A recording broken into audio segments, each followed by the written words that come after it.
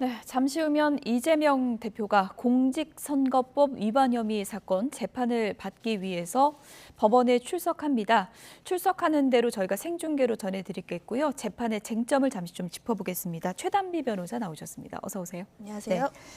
오늘 첫 공판 기일입니다. 보통 첫 재판에는 어떤 절차가 있는 건가요? 네, 이제까지는 이제 공판 준비 기일이 있었죠. 예. 공판 준비 기일 같은 경우에는 이제 피고인이 반드시 참석할 의무는 없습니다. 그래서 변호인이 참석을 해서 이제 앞으로 재판에서 어떤 쟁점을 정리할 것인지 그리고 어떠한 그런 증인들을 뭐 부를 것인지 이런 것들을 정리를 하는 것이고요. 그 정리가 끝나면 이제 오늘 첫 공판 기일이 열리는데요. 공판 기일 같은 경우에는 피고인이 이제 출석을 해야 될 의무가 있습니다. 그래서 처음에 출석을 하게 되면 그러니까 누구인지 인정신문이라고 하는데 이름이라든지 직업이라든지 뭐 주소 같은 것들을 물어보고요. 그런 다음에 이제 이 검찰 쪽에서 공소사실의 요지를 설명을 합니다. 예. 그 공소사실의 요지를 설명한 이후에 이번에는 피고인, 즉 이재명 대표의 입장에서 본인은 여기에 대한 어떠한 입장을 갖고 있는지 지금 현재로 알려진 것은 부인하고 있는 것으로 알려지는데요. 이런 것들을 절차를 거치게 됩니다.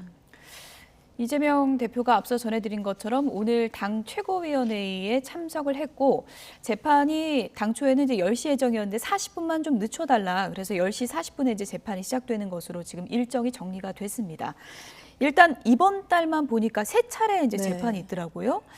좀 달력을 보여주실까요? 세 차례 재판에 이제 이재명 대표가 다 이제 출석을 하게 되고요.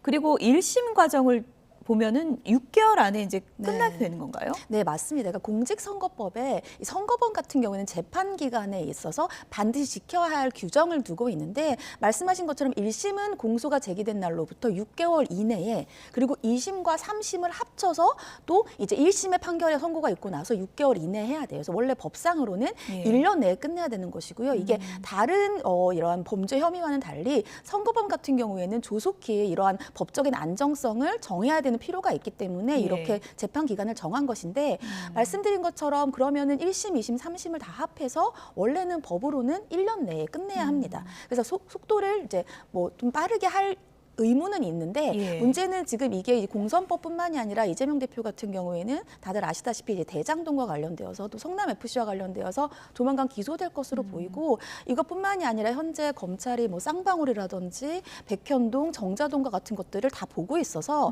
관련된 재판이라든지 당사자들도 다 연관이 되어 있어요. 그래서 그러한 관련 재판으로 인해서 1년이 조금 넘을 가능성도 있습니다. 그렇군요. 규정은 뭐 대체적으로 그렇지만 변수가 워낙 많기 네. 때문에 지켜봐야 된다고 얘기를 해주셨고요. 공직선거법 위반 혐의 관련 이제 재판을 받게 되는 건데 쟁점이 이제 두 가지입니다. 첫 번째가 김문기 모른다. 이 발언이 쟁점인데요. 과거에 이재명 대표가 어떤 얘기를 했는지 언론 인터뷰 먼저 듣고 오겠습니다. 이분은 말씀드렸습니다만 뭐 일부에서는 그 산하 직원이고 뭐 해외 출장도 같이 갔는데 어떻게 모를 수 있냐 그러지만 제가 뭐 그 실제로 하위 직원이라서 기억이 안 나고요. 같이 간 이제 하위 직원이기 때문에 뭐 그 사람들은 저를 다 기억하겠죠 당연히. 저는 그 기억에 남아 있지 않은 사람이었는데.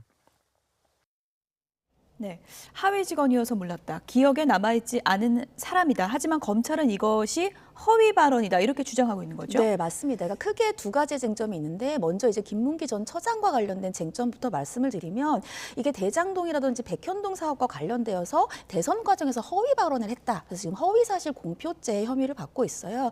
그게 지금 방금 보신 것처럼 본인이 지금 대장동 개발 식물 그 당시에 책임을 졌던 고 김문기 전 처장 같은 경우에 나는 몰랐다는 거예요. 근데 이 몰랐다는 것을 지금 검찰은 허위사실로 보고 있습니다.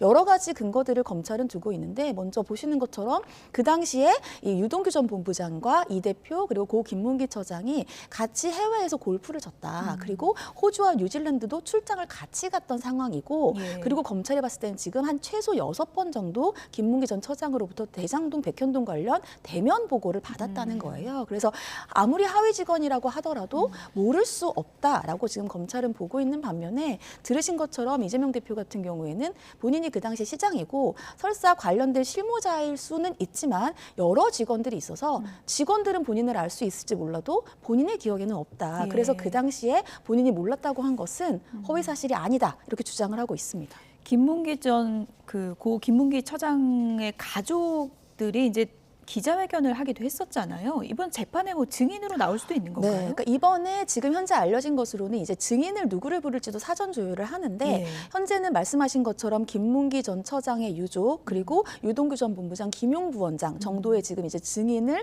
부를 것으로 보이고 있고요. 김문기 전 처장의 유족 같은 경우에는 8년 동안 아버지가 충성을 다해서 봉사를 했는데 예. 아버지가 돌아가셨을 때에도 이 대표가 조문이라든지 애도도 전혀 없었다. 그 도대체 이재명 후보가 왜 아버지를 분명히 알매도 불구하고 모른다고 하는가 이렇게 얘기하고 있기 때문에 검찰 측의 증인으로 나설 것으로 보입니다. 예. 그런데 저는 개인적으로 궁금한 게 이게 모른다라는 사실을 법적으로 진짜 몰랐다라는 걸 입증하는 것이 과연 좀 쉬울 것인가 이 부분이 좀 궁금하거든요. 그렇죠. 이게 이제 쟁점이 되고 있는 부분이 이재명 대표 같은 경우에는 몰랐다는 거예요. 본인이 그렇죠. 정말 몰랐고 예. 내 기억에는 없는 사람이기 때문에 내가 몰랐다고 하는데 이게 어떻게 허위사실 공표냐 이렇게 주장을 하고 있는데 이게 좀 다른 부분이 뭐냐면 위증죄 같은 경우에는 우리가 주관적인 기억을 기준으로 해요. 나는 그게 사실상 거짓이라 하더라도 내 기억에는 정말 나는 이게 맞다고 생각해서 얘기를 했어요. 예. 그럼 위증죄가 성립되지 않습니다. 네. 근데 공선법상 허위사실의 공표는 위증죄와는 좀 달라요. 그래서 객관적인 사실들을 기준으로 하는 거죠. 예. 그러니까 이재명 대표 기억에는 정말 없을 수 있는 가능성은 있지만 여러 가지의 객관적인 사정을 봤을 때 뭐 검찰이 지금 제시하고 있는 최소한 6번의 대면 보고를 받았고 그리고 실무자이고 여기에다가 골프도 쳤고 8년 동안 알고 지냈다라고 한다면 일반적인 사람들이 봤을 때의 기준으로는 모를 수 없지 않느냐. 예. 그렇다면 허위사실 공표가 될 수 있다라고 해서 객관적인 기준을 가지고 해석을 할 수 있습니다. 그럼 말씀하신 대로 유동규 전 본부장이 이제 증인으로 나온다면 이재명 대표랑 법정에서 만날 수밖에 없는 상황이 되는 건가요? 네, 맞습니다. 그러니까 예. 이제 유동규 전 본부장을 지금 예를 들면 증인으로 신청을 했을 때에는 아마 검찰 측 증인이 될 것으로 보여요. 현재는 이재명 대표와는 다른 진술들을 하고 있기 때문에 그랬을 때는 유동규 전 본부장과 이제 이재명 대표가 법정에서 만나겠죠. 그렇군요. 근데 이번 사건 같은 경우에는 허위사실 공표에 끝나는 것이기 때문에 아마 이제 추가로 기소가 된다고 하면 예. 대장동의 재판에서도 증인으로 나올 가능성이 있습니다. 네.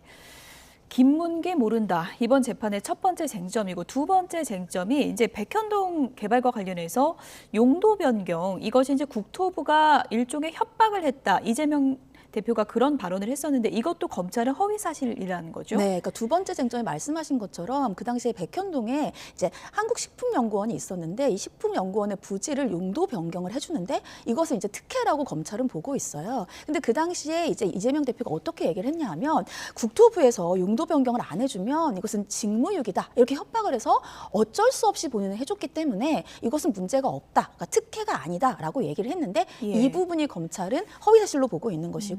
검찰이 지금 보고 있는 것은 뭐 언론 보도에도 나왔지만 한 24차례 공문서가 있었는데 이재명 대표가 말한 것과는 달리 식품연구원의 직원이 이러한 어떠한 공공기관의 명의를 빌려서 용도 변경을 요청했다라는 내용들이 현재 나오고 있는 상황입니다. 예. 뭐 김문기 모른다. 뭐 국토부 협박이 있었다. 두 개 다 이제 발언을 입증하는 것인데 어떻습니까? 김문기 모른다보다는 이것을 검찰이 더 입증하는 게 수월합니까? 더 어렵습니까? 일단 이 두 번째, 그러니까 예. 성남시가 자체적으로 용도 변경을 준비했다라고 하는 두 번째 허위 사실이 조금 더 입증이 쉬울 것 같아요. 왜냐하면은 공문서라고 하는 것들이 남아 있기 때문에 그러한 물적 증거들이 있어서 이 부분은 국토부가 어떠한 압박을 가하지 않았다는 부분들이 좀 더 입증이 쉬울 것 같고 이 앞서서 김문기를 모른다라고 하는 것은 객관적인 사정으로 판단을 하지만 예. 그래도 주관적인 어떠한 기억이 있으지 않을 수도 있기 때문에 이 부분이 조금 더 어렵죠. 그래서 두 가지 다 유죄가 나올 가능성도 있지만 예. 두 개 중에 하나는 유죄가 나오지 않을 가능성도 있다 이렇게 보입니다. 네. 반이 인정될지 뭐 전체 인정될지 아니면 다 인정이 안 될지 그건 지켜봐야 되는 부분인데 만약에 이제 가정을 해보면 100만 원 이상의 벌금형이 나올 경우에는 어떻게 되는 건가요? 일단 이 공직선거법상 허위사실 공표죄 같은 경우에는 5년 이하의 징역이나 3천만 원 이하의 벌금이에요. 그리고 예. 아시다시피 일반적인 다른 범죄 혐의 말 이외에 공선법에서는 100만 원 이상의 벌금만 나오면은 그러면은 원래 당선 무효형이 됩니다. 예. 근데 이게 대선 과정에서 있었던 것이라 대선은 어차피 낙선을 했기 때문에 문제가 안 되는 것이 아니냐라고 생각을 할 수가 있는데 예. 그렇지는 않은 게 지금 선관위가 유권 해석을 통해서 예. 지금 현재 의원직을 가지고 있잖아요. 근데 이러면 그러면 이제 당선 무효형이 되면 의원직도 상실이 되고요. 여기에다가 5년간 이제 그 피선거권이 제한이 됩니다. 그러면 다음 대선에도 출마 못할 가능성이 있는 것이고 가장 중요한 것은 지금 공선법에서 관할선거관리위원회가 반환 사유가 발생을 해요. 이렇게 이제 당선 무효형이 되면 반환 사유가 발생하는데 어떤 것을 반환하느냐 하면 그동안에 이제 그 민주당이 받았던 대선 지원 비용이 있습니다. 이 비용이 434억인데 그렇군요. 이 434억을 반환을 해야 돼요. 그래서 이게 이제 예전에 저번에도 이제 이재명 대표가 민주당의 그러한 그 후보자로서 계속해서 이제 선거를 치를 때 계속 민주당 쪽에서 나왔던 얘기입니다. 이제 만약에 여기에서